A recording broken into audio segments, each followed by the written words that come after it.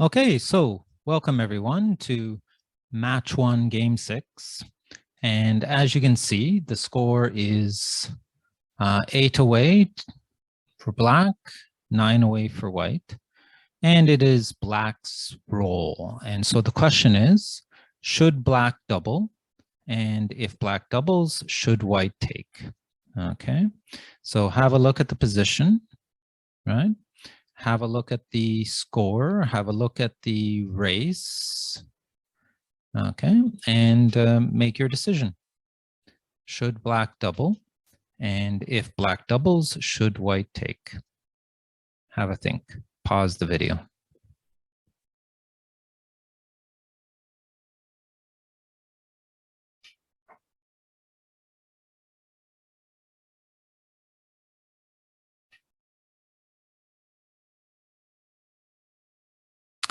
Okay, and here we have the answer.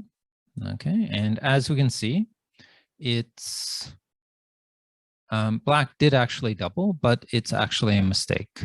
No double take, right? And it's a blunder to double in this position. Okay, it's true that black does have the advantage, but white has really quite decent winning chances.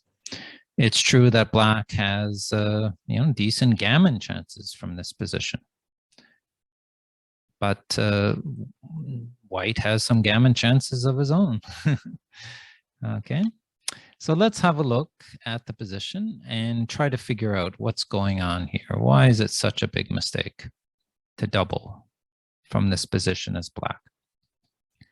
So in terms of arguments for doubling, the obvious one is that white has a checker already on the bar and white does not have an anchor.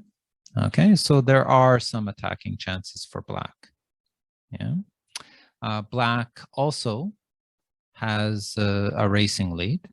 Okay, and black could also potentially pick up another blot. Okay, on his way to victory.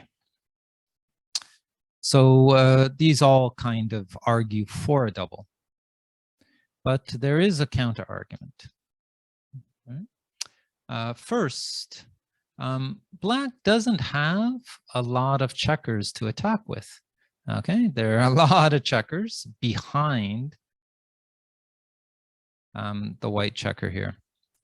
Okay, so notice the lack of spares on the 6 point and the 8 point. Okay, generally you want spares to attack with, right? Extra attackers. So that's one argument against it. And then, of course, we come back to this problem that black's homeboard position is fairly weak, okay, not ideal.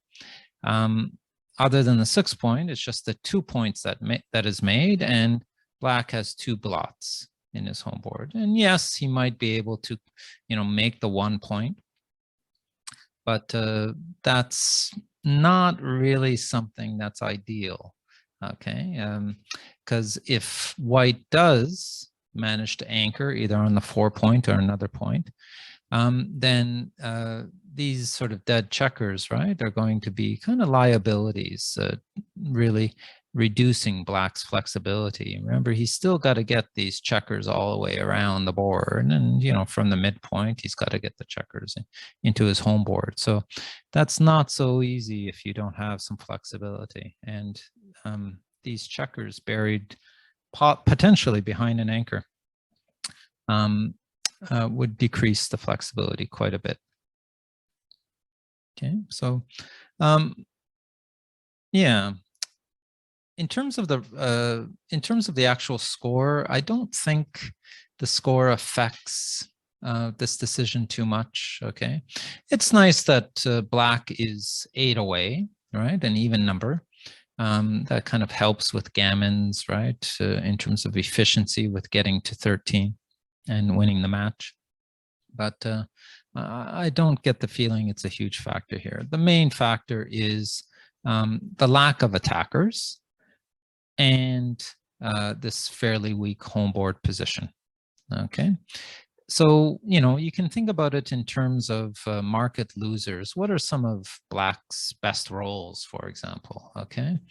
And I suppose double fours, right? Where you point here and then you cover on the 1 point, but there's even then there's still a blot in your home board. And if white hits and then manages to anchor, then yeah, you know, white is still kind of in the game. What's another kind of good sequence here? Well, I suppose hitting and then covering, yeah, pick and pass, hitting and covering here. And, you know, again, that's decent. White has 2 checkers on the bar, but then there's still a blot in Black's home board. So there's a possibility White can hit it and send another checker back. Okay. And then, you know, or White could enter on the 5 or 4 point. Okay. In other words, there's still decent chances for White to survive this, even with a fairly good roll like a pick and pass. So on the whole, there aren't a lot of market losers. Okay. And yeah, this blot is a bit far away. It's not within direct range. That's another factor. And Black is going to have some work to do to get these checkers all the way around. Okay, so it's a bit early for a double.